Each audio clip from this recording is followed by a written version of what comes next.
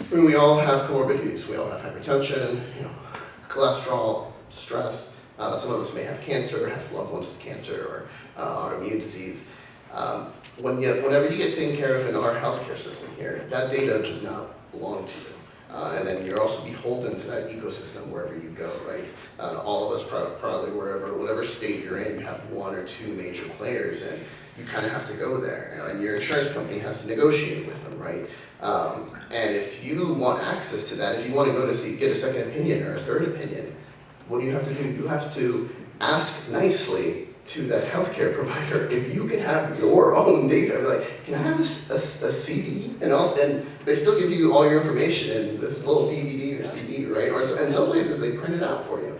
It's so antiquated and archaic, it's ridiculous. And all that HIPAA does, or GDPR, the HIPAA here in the United States, all it means is that your healthcare provider can give your data out as long as it's de-identified, as long as they can't tie it into who you are personally. But that's only true for the healthcare provider. Once it's given away, once it's sold to a Pfizer or an IBM or whoever else is working with it, they're not beholden to it as much anymore. They can actually re-identify it through different means. The other aspect is that you're stuck. If you ever move, let's say you get a career change and you have to go somewhere, well, you have to find and develop a new partnership with a new healthcare provider. Let's say you have a child who has a disease from when they're born, then you have to develop a new relationship with a new pediatrician. Well, when you have a decentralized personal digital health wallet, you can actually go where you want to go. You don't have to worry about that anymore, especially with telemedicine. You can transfer your data from one ecosystem to another ecosystem. You can actually pick your own provider,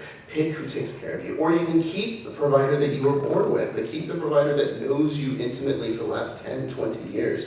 You can use that as a healthcare passport. So you get a promotion, you get moved to India or Thailand. Well, you can use that to go somewhere else.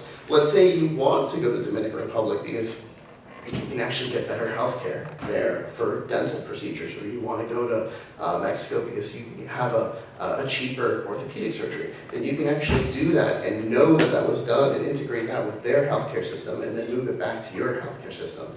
It gives you so much more liberty, so much more freedom. And on top of it off, the same players that are getting that now, you can actually sell it to them, right? Exactly. And as opposed to everything else, you can actually have the choice. You can have the choice to be forgotten, and so people don't get to have your data, or you can actually be compensated and reimbursed to be a part of helping take care of others, helping take care of people from your background, whether it's socioeconomic, whether it's ethnic, whether it's gender, so that people that look like you, your family members, and future generations can take advantage of being a part of that solution, or you don't have to.